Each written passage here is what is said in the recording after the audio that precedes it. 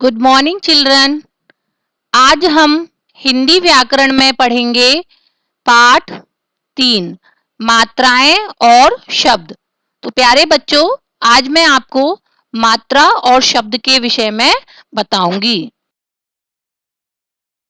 मात्रा मात्रा क्या होती है, किसे कहते हैं? बच्चों, आप यहाँ जो चित्र दिए गए हैं इन्हें अच्छी प्रकार से देखिए और पहचानिए, और इनके नीचे जो नाम दिए गए हैं इनको मेरे साथ साथ बोलिए। देखिए, सबसे पहला चित्र है, किसका है बच्चों?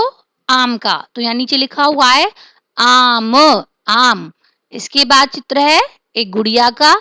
तो देखो यहाँ लिखा है गुड़िया। क्या लिखा है? गुड़िया। इसके बाद है साइकिल, साइकिल, साइकिल। तो यहाँ बच्चों ये जो तीनों शब्द हैं, आम, गुड़िया, साइकिल, इन तीनों शब्दों में कुछ रंगीन चिन्ह आप देख रहे हो, आपको दिखाई दे रहे हैं। ये जो ब्लैक कलर के चिन्ह लगे हैं, ये क्या है? स्वरों की मात्राएं। क्या है बच्चों? ये स्वरों की मात्राएं। स्वर 11 होते हैं, जिन्हें मैं आपको हिंदी वर्णमाला पढ़ाते समय बता चुकी हूँ। आप सभी जानते हैं हिंदी में 11 स्वर होते हैं। कौन कौन से? यहाँ देखो लिखे हुए हैं, देखिए अ, आ, ई, उ, री, ए, ऐ, ओ, औ। इन स्वरों को दो प्रकार से लिखा जा सकता है। फर्स्ट, अपने मूल रूप में, यानी जैसे ये लिखे जाते हैं वैसे ही। सेकंड, किसी व्यंजन के साथ मिलाकर।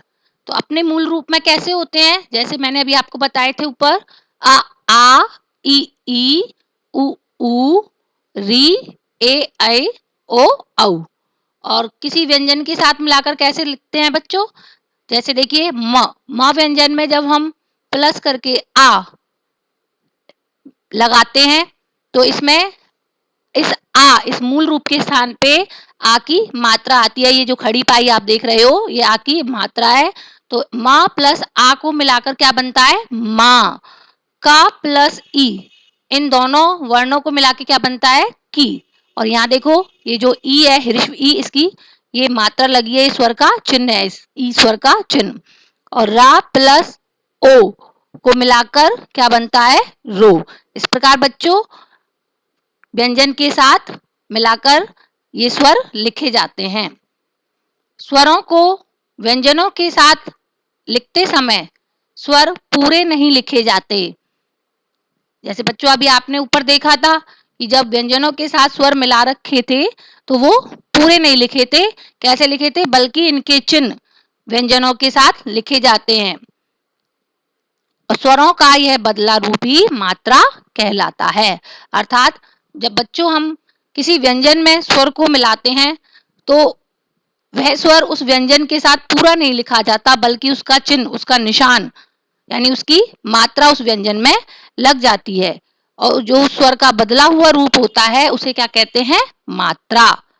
अर्थात स्वरों का बदला रूप ही मात्रा कहलाता है। बच्चों, अभी आपने मात्रा के विषय में पढ़ा और समझा। उसी आधार पर यहाँ मात्रा की परिभाषा दी हुई है। देखिए, स्वरों के चिन्ह मात्रा कहलाते हैं। अब देखिए स्वरों की मात्राएं। सबसे पहले देखिए यहाँ लिखे हुए हैं स्वर, उसके बाद है मात्रा, उसके बाद है उदाहरण। सबसे पहला स्वर है आ। बच्चों, आ को छोड़कर प्रत्येक स्वर की मात्रा होती है। तो यहाँ देखो आ के बाद जो यहाँ मात्रा है उसमें क्रॉस का निशान लगा है, इसका मतलब है आ की कोई मात्रा नहीं है। इसके उदाहरण है नल, घर। अगला स्वर है आ, और ये आ की मात्रा का चिन्ह है। आ की मात्रा है खड़ी पाई। उदाहरण है मामा, चाचा। तो यहाँ देखो इन वर्णों में ये खड़ी पाई लगी हुई है, ये किसका चिन्ह है? आ, आ का।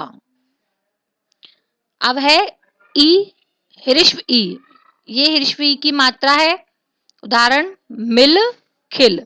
तो तो यहाँ देखिए ये जो चिन्ह लगा है ये हिरिश्व ई का है, तो इसका उच्चारण कैसे हुआ? मिल खिल।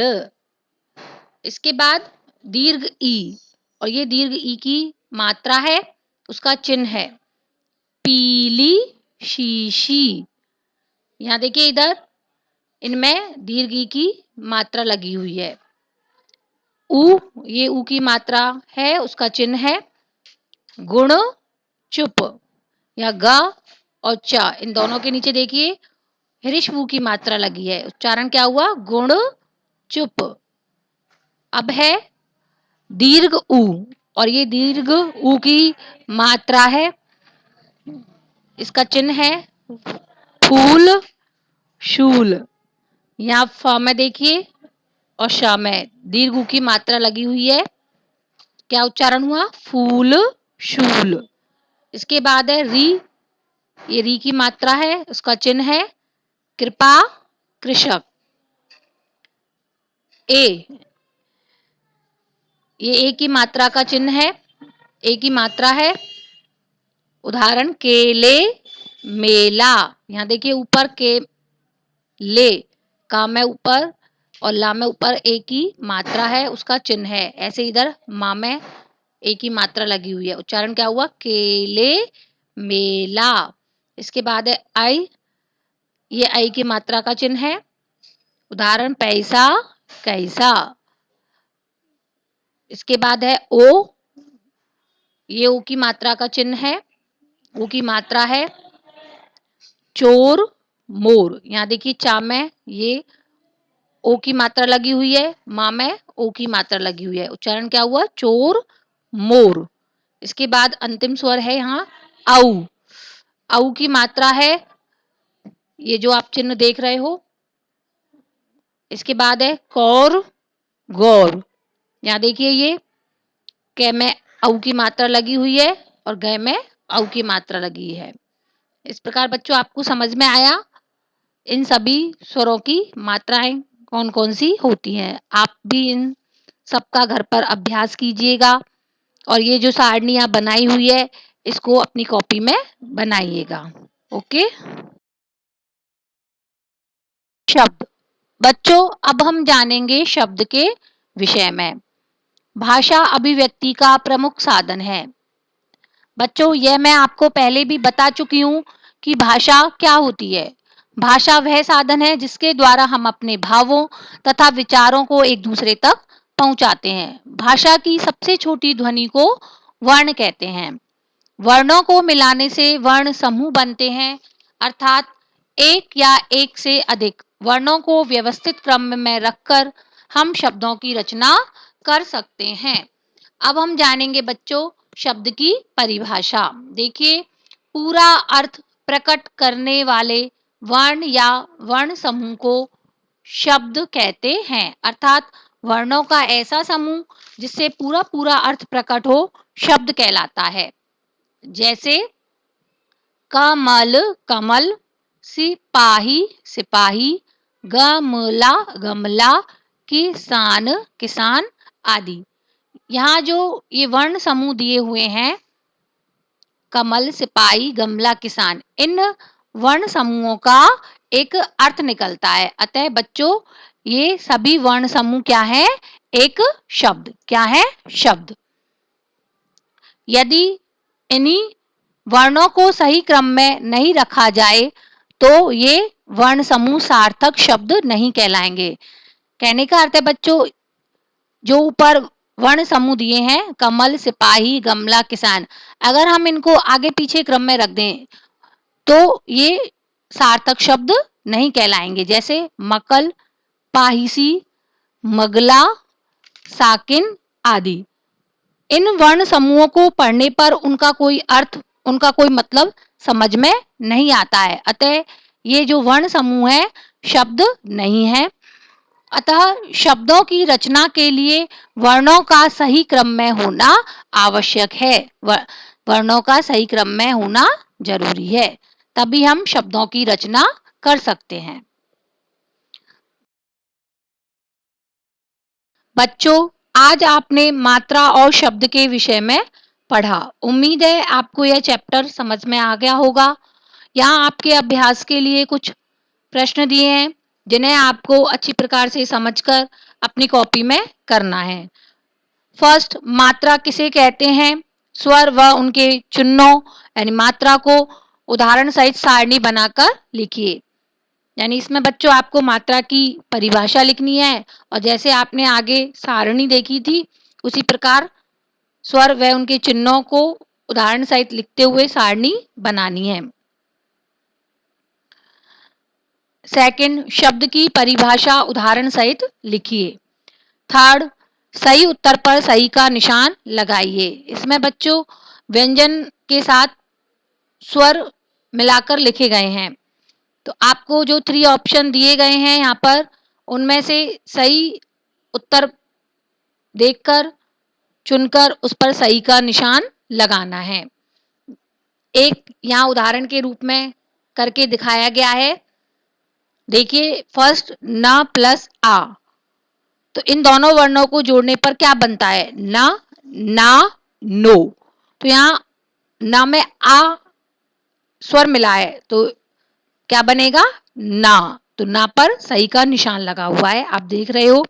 इसी प्रकार यहाँ बाकी के जो नीचे दिए गए हैं वो सभी आपको स्वयं करने हैं। क्वेश्चन 4, जो शब्द सही नहीं है उस पर गलत का निशान लगाइए। इसमें बच्चों यहाँ 5 प्रश्न दिए हैं। इन प्रश्नों में प्रत्येक प्रश्न में 4-4 शब्द दिए गए हैं और उन चारों शब्दों में से एक शब्द गलत है और जो शब्द गलत है उस पर गलत का निशान लगाना है। यहाँ एक प्रश्न को करके बताया गया है, बाकी सभी आपको स्वयं करने हैं। देखिए, जुराव, मरसा, लड़का, कंप्यूटर।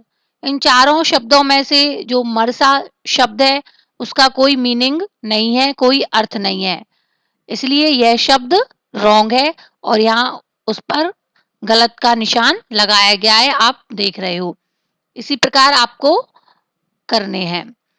फिफ्थ, दिए गए वर्ण समूहों में से सही शब्द छांटकर लिखिए। यहाँ बच्चों नीचे एक बॉक्स में कुछ शब्द दिए गए हैं। इन शब्दों में से जो शब्द सही है, जिसका कोई अर्थ निकलता है, वह शब्द छांटकर आपको लिखना है। क्वेश्चन 6, दिए गए वर्ण समूहों को सही क्रम में रखकर शब्द बनाइए। इसमें बच्चों कुछ वर्णों का समूह दिया गया है जो सही क्रम में नहीं है, उनको सही क्रम में रखकर सार्थक शब्द बनाना है। और यहाँ बच्चों इस प्रश्न का उत्तर दिया हुआ है, आप अच्छी प्रकार से देखिए, समझिए कि ये किस प्रकार किया गया है, किस प्रकार इन वर्णों को सही क्रम में रखकर सार्थक शब्द बनाया गया है। फर्स्ट है साकिन। साकिन में दिए गए वर्णों को सही क्रम में रखने पर शब्द बनेगा किसान। सेकंड, पाला, ठसा, और इसमें दिए गए वर्णों को सही क्रम में रखने पर बनेगा पाठशाला। थर्ड, बलागू, शब्द बनेगा गुलाब। फोर्थ, आचुक, शब्द बनेगा कछुआ। फिफ्थ, रदिमन, शब्द बनेगा मंदिर। नेक्स्ट, निक्सई, इसका बनेगा सैनिक। नेक्स्ट, या चिड़ी, इन वर्णों को सही क्रम में रखने पर शब्द बनेगा चिड़िया। नेक्स्ट, तजरबू, और इन चारों वर्णों को सही क्रम में रखने पर शब्द बनेगा तरबूज। इस प्रकार बच्चों आपको समझ में आया यहाँ कैसे शब्द बनाए गए हैं। आप अन्य उदाहरण लेकर भी इनका अभ्यास कर सकते हैं। और बच्चों एक बात और याद रखिएगा, यहाँ पर जो परिभाषाएं दी गई हैं उन्हें आपको याद करना है।